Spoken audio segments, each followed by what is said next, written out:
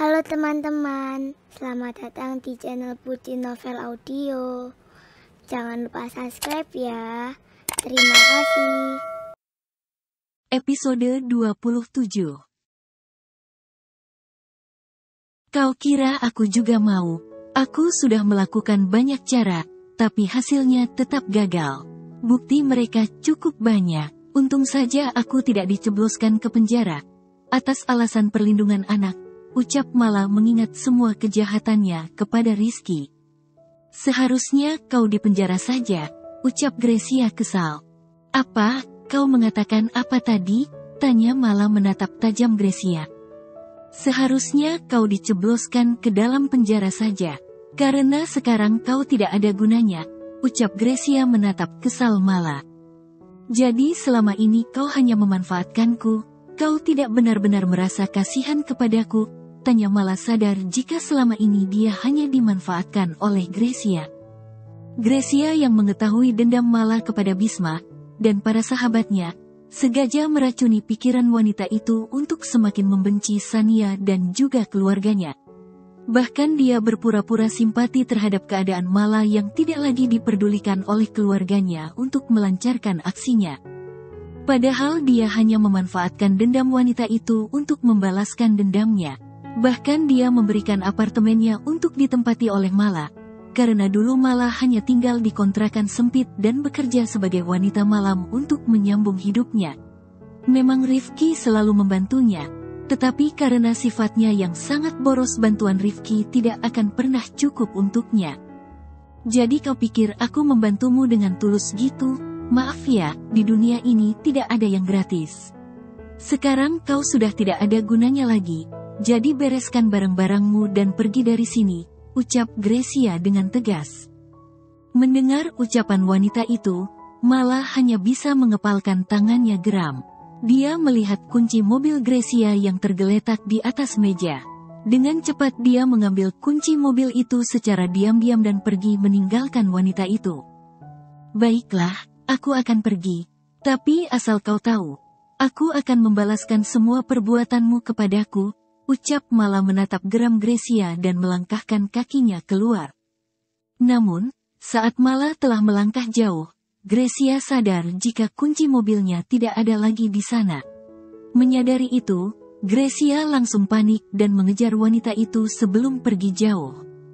"Woi, kunci mobilku!" teriak Gracia berusaha mengejar Mala. "Kau mau ini? Silahkan kejar aku," ucap Mala menekan tombol lift, sehingga pintu lift itu langsung tertutup. "Sialan, kau pikir kau bisa membawa mobilku begitu saja?" ucap Gracia kesal lalu berlari menuruni tangga darurat. Setelah sampai ke lantai dasar, Mala langsung berlari menuju parkiran. Tidak lama Mala keluar dari lift, Gracia juga telah berhasil menuruni tangga darurat dengan keadaan ngos-ngosan. "Woi, berhenti!" teriak Gracia berusaha menarik napasnya. Melihat itu, Mala langsung mengambil langkah 1000. Karena tenangannya yang masih kuat, dia bisa berlari dengan cepat. Sedangkan Gracia harus mengejar Mala dengan terlatih karena sudah merasa lelah. "Woi, berhenti, itu mobilku!" teriak Gracia setelah melihat Mala berhasil naik ke dalam mobilnya. Bukannya berhenti, Mala malah semakin meninggikan laju mobilan itu, sehingga membuat Gracia kehilangan jejaknya. Ha, kau kira kau lebih licik dariku? Maaf, sayang. Aku ini rajanya iblis, ucap Mala tersenyum sambil menatap dompet Gracia yang berhasil dia curi. Tentu saja dia tidak mau dimanfaatkan begitu saja. Karena pemikirannya sama seperti Gracia, tidak ada yang gratis di dunia ini. Jika Gracia bisa memanfaatkannya dengan kelicikan, maka dia juga bisa mengambil keuntungan dari kelicikan Gracia. Dia melajukan mobilnya menuju rumah sakit. Suatu kebetulan, saat sampai di rumah sakit, dia melihat Yuki sedang menyeberang seorang diri. Melihat itu, Mala tidak mau menyia-nyiakan kesempatan emas itu. Dia melajukan mobilnya dengan kecepatan tinggi menuju ke arah Yuki. "Jika aku tidak bisa menghancurkanmu, maka aku bisa menghancurkan kekuatanmu," batin Mala tersenyum sinis. "Kak, cepat bangun. Aku ingin menjenguk Rizky, ucap Yuki melihat Aldan yang masih betah bergulung di bawah selimutnya. Sayang, aku masih ngantuk, regek Aldan menarik selimutnya kembali. Baiklah, kakak lanjutkan saja tidurnya. Biar aku pergi sendiri saja, ucap Yuki mode ngambek sambil melangkahkan kakinya menuju kamar mandi. Iya, kakak bangun, kakak akan segera mengantarmu, ucap Aldan melompat dari tempat tidurnya lalu berlari menuju kamar mandi mengejar istrinya itu. Katanya masih ngantuk, ya sudah, tidur saja sana. Gitu saja ngambek, nanti jelek loh, ucap Aldan memeluk tubuh istrinya itu sambil mencium bibir manyun wanita itu. Biarin, nanti kalau jelek, kakak cari istri baru lagi gimana? Apa, ya sudah kakak cari saja, nggak usah nunggu Yuki jelek, sekarang saja tidak apa-apa. Yuki juga masih bisa cari suami baru yang jauh lebih tampan dari kakak, oceh Yuki dengan emosi yang meledak. Tidak akan bisa. Kenapa tidak bisa? Karena aku tidak akan pernah membiarkannya. Kamu adalah milikku, jadi sampai kapanpun akan menjadi milikku, ucap Aldan memeluk erat istrinya itu. Dia menenggelamkan wajahnya di leher jenjang sang istri sambil menghirup aroma tubuh istrinya itu. Dia terus memeluk istrinya itu dengan erat, seakan dia tidak rela melepaskan pelukannya walaupun hanya sedetik saja. Entah mengapa sejak semalam dia terus ingin menempel dengan istrinya itu. Bahkan dia terus bergelut manja, seakan sesuatu akan terjadi kepada sang istri yang sangat dia cintai itu. Kak, lepaskan. Dari semalam kakak terus memelukku seperti ini, ucap Yuki melepaskan pelukan Aldan. Aku juga tidak tahu, sayang. Tapi jujur, aku sangat takut kehilanganmu. Aku merasakan sesuatu yang buruk akan terjadi. Tapi aku tidak tahu kejadian apa itu, ucap Aldan menatap lekat wajah istrinya. Mendengar ucapan Aldan, Yuki hanya tersenyum kecil. Dia menangkupkan kedua tangannya di wajah Aldan sambil menatapnya dengan lekat. Kakak tidak perlu khawatir seperti itu. Aku akan baik-baik saja, karena ada pangeran gagah yang selalu ada di sampingku. Dia akan selalu melindungiku dari segala mara bahaya yang datang mendekat, ucap Yuki tersenyum. Kalau boleh kakak tahu, siapa pangeran itu? Tanya Aldan menggenggam tangan wanita itu, lalu menciumnya dengan lembut. Aldan Arya Wijaya, musuh bebuyutan mamaku, ucap Yuki terkekeh kecil. Sayang, jangan ungkit masalah itu lagi. Aku tidak suka, ucap Aldan membuang napasnya kasar, ketika mengingat pertemuan pertamanya dengan Sinta yang kini menjadi mama mertuanya. Kenapa? Aku akan selalu mengingatnya, karena itu adalah pertemuan pertama kita, ucap Yuki tersenyum. Sudahlah, lebih baik kita mandi. Tapi sebelum mandi, ucap Aldan menatap tubuh Yuki dengan lekat. Tapi apa? Tanya Yuki refleks menutup tubuhnya. Namun, sayangnya dia sudah terlambat. Aldan terlebih dulu menjajah tubuhnya dengan lembut, sehingga mereka menunda ritual mandi mereka.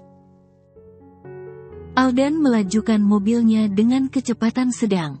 Tangannya yang satu fokus memutar pengemudi, sedangkan yang satu lagi terus menggenggam tangan Yuki.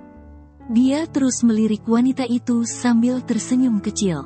Bayangan aksi mereka di dalam kamar mandi tadi terus terbayang di dalam pikirannya, sehingga membuatnya terus tersenyum nakal menatap wanita yang ada di sampingnya itu. Kakak tidak perlu melihatku seperti itu. Lebih baik kakak fokus mengemudi saja, ucap Yuki ketus. Jadi istri nggak boleh ketus gitu.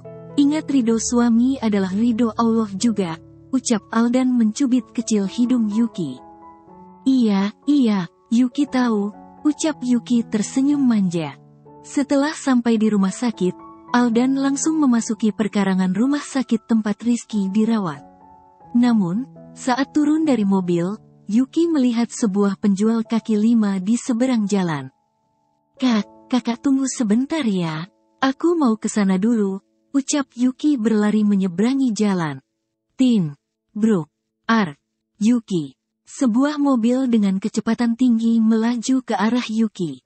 Namun, sebelum mendekat, tiba-tiba truk besar muncul dari persimpangan jalan yang tidak jauh dari keberadaan Yuki.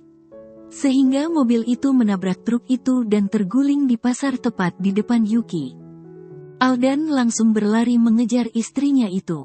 Kejadian tadi begitu cepat, sehingga dia tidak bisa melihat kejadian itu dengan jelas. Dia hanya melihat istrinya sudah tergeletak di tengah jalan dengan tidak sadarkan diri. Melihat itu, semua orang yang ada di sana langsung berlarian menuju tempat kecelakaan itu. Mereka langsung mengevakuasi semua korban kecelakaan itu. "Dokter, tolong!" teriak Aldan berlari ke rumah sakit sambil menggendong tubuh Yuki. Mendengar itu, para suster dan dokter langsung berhamburan keluar. Mereka langsung memberi pertolongan kepada Yuki dan juga para korban kecelakaan itu. Mendengar ada kecelakaan di depan rumah sakit itu, Bisma yang penasaran langsung keluar untuk melihatnya. Namun, tiba-tiba dia terkejut ketika melihat Yuki tergeletak di brangkar dorong, diikuti oleh Aldan dan juga beberapa suster. "Yuki!" teriak Bisma langsung menghampiri putri sahabatnya itu. Dia menatap lekat tubuh Yuki, sambil mendorong brangkarnya membantu para suster itu. "Maaf, kalian tunggu di luar ya," ucap dokter membawa Yuki ke ruang UGD. Bisma dan Aldan hanya mengangguk lalu memilih untuk menunggu di luar. Bisma menatap Aldan yang terlihat begitu cemas. Dia mendekati pria itu dan berusaha untuk memenangkannya. "Kau tenanglah, Yuki pasti baik-baik saja," ucap Bisma mengusap punggung pria itu. Dia melihat tidak ada luka di tubuh Yuki, jadi dia bisa menyimpulkan jika wanita itu baik-baik saja. Mungkin dia hanya syok berat, sehingga membuatnya menjadi tidak sadarkan diri. "Tidak, aku merasakan jika ada sesuatu yang terjadi kepadanya. Aku tidak tahu apa itu, tapi," ucap Aldan frustasi. Dia duduk di kursi sambil menangis kesegukan. Dia menyatukan kedua tangannya sambil menitikkan air matanya. Dia sangat mengkhawatirkan keadaan istrinya itu. Walaupun dia tidak melihat luka pada istrinya, akan tetapi dia bisa merasakan sesuatu yang buruk akan terjadi kepada istrinya itu. "Kau tenanglah, tenangkan dirimu, berdoalah agar Yuki baik-baik saja," ucap Bisma berusaha menenangkan Aldan. "Kak Aldan, bagaimana keadaan Yuki?" tanya Sanja berlari mendekati kedua pria itu. Saat mendengar ada kecelakaan di luar, Sania tiba-tiba merasakan sesuatu yang terjadi kepada Yuki. Sehingga dia langsung keluar untuk melihat kejadian itu. Namun, salah seorang suster mengatakan jika salah satu korban dari kecelakaan itu adalah sahabatnya. Sehingga membuat Sania semakin cemas lalu berlari menuju ruang rawat Yuki yang dikatakan suster itu. "Dia masih di dalam, kita tunggu saja," ucap Bisma menenangkan Sania. Sania hanya mengangguk kecil lalu duduk di samping Aldan. Dia menatap pria itu terlihat sangat cemas. Bahkan air matanya terus menetes membasahi wajah tampannya. Melihat itu, Sania tahu jika pria itu sangat mencintai sahabatnya. "Bagaimana keadaan Yuki, Dok?" tanya Bisma ketika melihat dokter yang memeriksa Yuki keluar. "Bagaimana keadaan istri saya, Dok?" tanya Aldan langsung mendekati dokter itu. Melihat kecemasan yang terpancar dari mata Aldan, dokter itu hanya terdiam.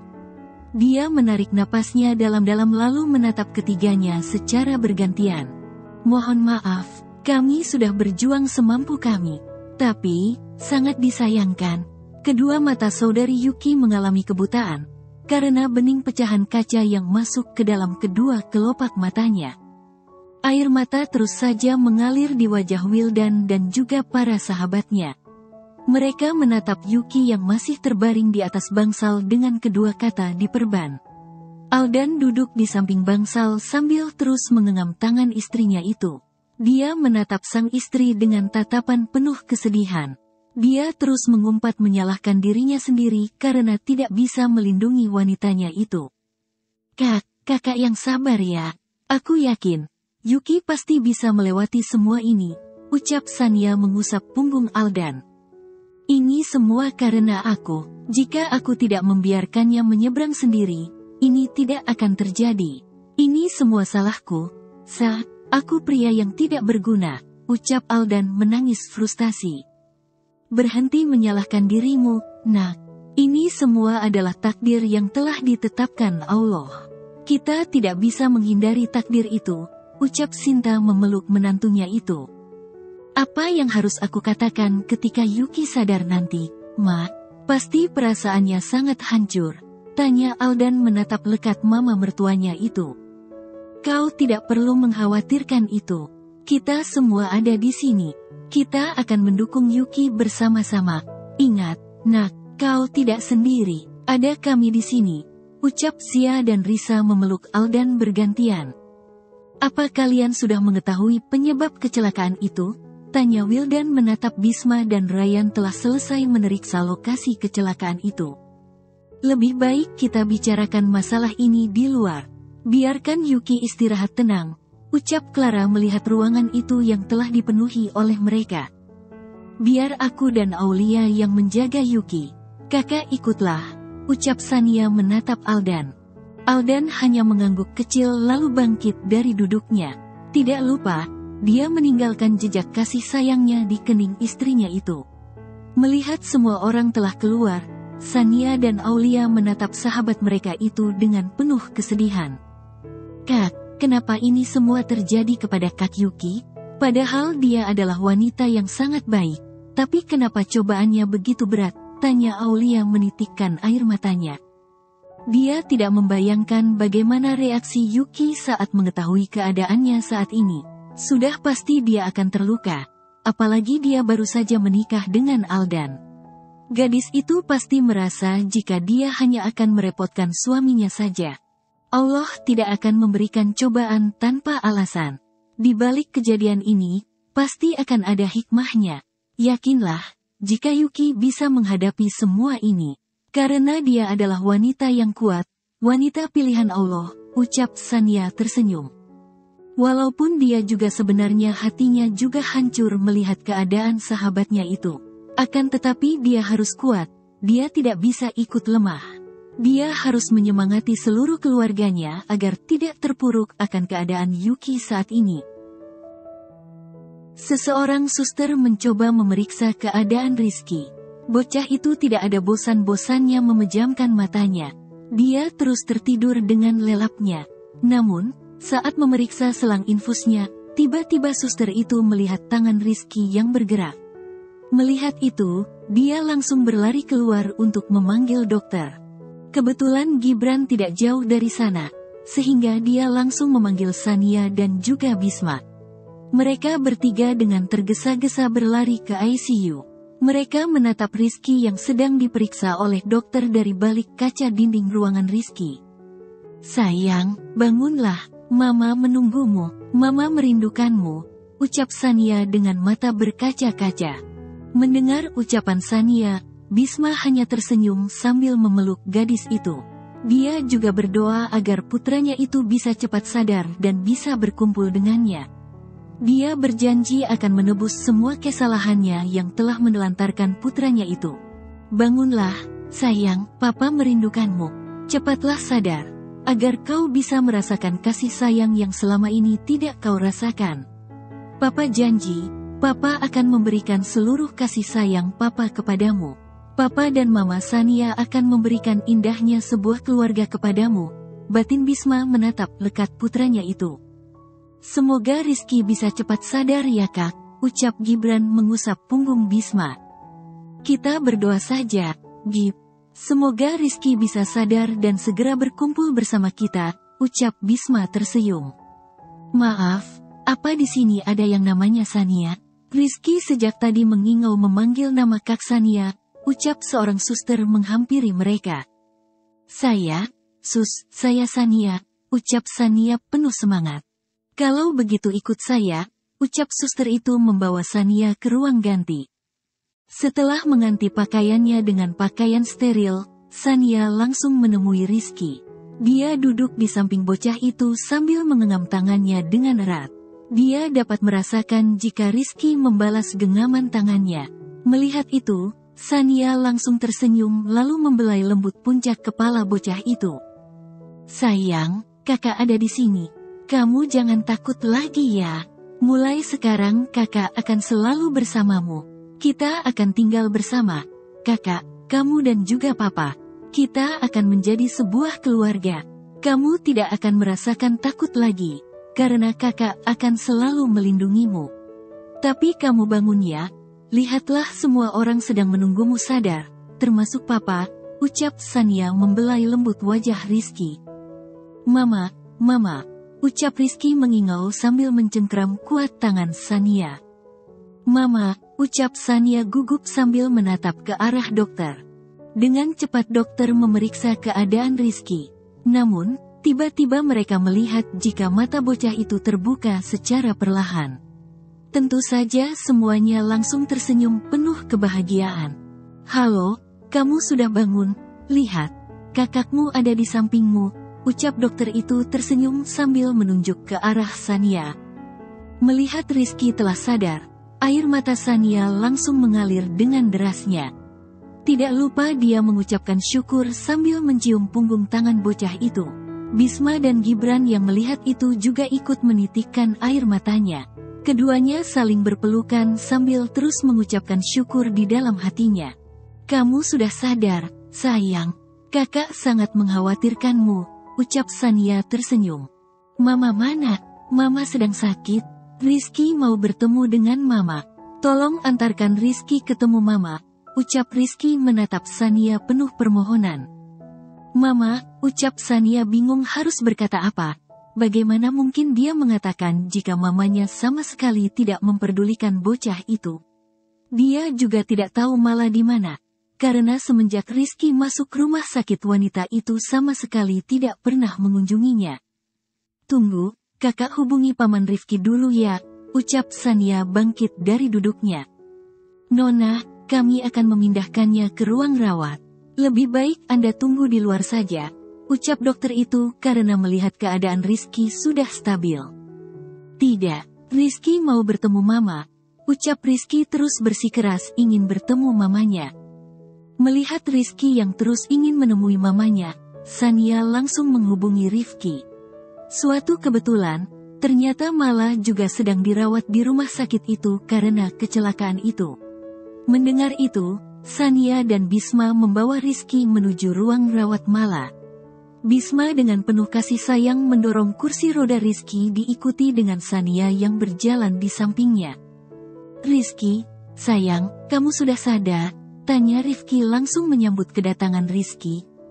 Paman, aku mau bertemu mama, ucap Rizky melihat wanita yang sedang duduk di atas bangsalnya. Wanita itu terlihat frustasi, dan juga penampilannya yang berantakan. Namun, bukan itu yang menjadi perhatian mereka saat ini.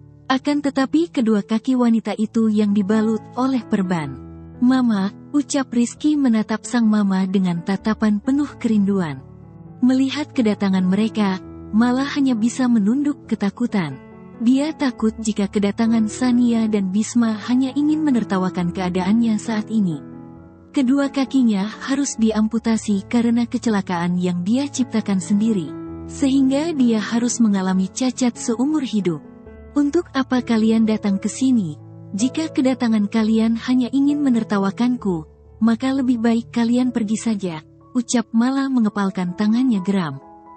Tentu saja dia merasa malu kepada kedua orang itu. Niatnya menghancurkan mereka malah kembali kepada dirinya sendiri. Memang setiap kejahatan tidak akan pernah menang melawan kebaikan. Walaupun di dunia dia menang, pasti di akhirat kelak dia mendapatkan hukuman yang lebih pedih. Memang bisa malah meninggal sewaktu kecelakaan itu, akan tetapi Allah masih memberikan kesempatan untuknya untuk berubah. Semoga saja dia bisa memanfaatkan kesempatan itu dengan baik. Bukankah tertawa di atas penderitaan itu adalah sebuah kesalahan yang sangat fatal? Iya, aku memang bisa menertawakanmu saat ini. Tapi aku tahu, aku juga manusia biasa, dan musibah bisa datang kepadaku kapan saja, ucap Sania tersenyum kecil lalu melangkahkan kakinya mendekati Mala. Kau sangat beruntung karena kau masih diberikan kesempatan untuk hidup. Jika tidak, kau pasti sudah tawas dalam kecelakaan itu. Tapi Allah masih menyayangimu, dia memberikanmu kesempatan untuk berubah. Jadi gunakan kesempatan itu dengan baik. Karena kesempatan tidak pernah datang dua kali, ucap Sania tersenyum sambil menggenggam tangan Mala dengan penuh kelembutan. Mendengar ucapan Sania, Mala langsung menatap gadis itu. Dia benar-benar merasa malu. Padahal usia gadis itu jauh lebih muda darinya. Namun, gadis itu malah jauh lebih dewasa darinya. Aku beruntung katamu, lihat, aku akan cacat seumur hidup. Kau hanya kehilangan kakimu, sedangkan sahabatku kehilangan penglihatannya. Aku tahu, siapa dalang di balik kecelakaan ini. Tapi sayangnya aku tidak sama sepertinya. Aku memakai logika bukan emosi dan juga amarah. Ucap Sania mengepalkan tangannya geram. Sayang, sudah, lihat ada putra kita di sini. Bisik Bisma tidak mau Sania terpancing emosi di depan Rizky. Maaf, sayang, kakak terlalu terbawa suasana. Kamu bilang mau bertemu dengan mama, kan? Sini sama mamamu, ucap Sania tersenyum lalu membawa Rizky mendekati Mala. Mama tidak apa-apa, kan? Tanya Rizky menggenggam tangan Mala sambil menitikkan air matanya. Mala hanya diam sambil menepis kasar tangan mungil itu. Melihat kelakuan sang kakak, Rifki hanya bisa membuang napasnya kasar. Walaupun sudah kehilangan kedua kakinya, tetapi wanita itu masih saja angkuh. Kenapa mama sangat membenci Rizky? Padahal Rizky sangat menyayangi mama. Apa salah Rizky, Ma? Tanya Rizky menangis melihat kelakuan mamanya itu. Sayang, kamu jangan menangis seperti itu. Mama sedang sakit, jadi pikirannya sedikit kacau. Mungkin mama butuh istirahat. Kita bertemu mama nanti lagi ya, ucap Sania langsung membujuk Rizky agar tidak menangis. Bersambung dulu ya teman-teman.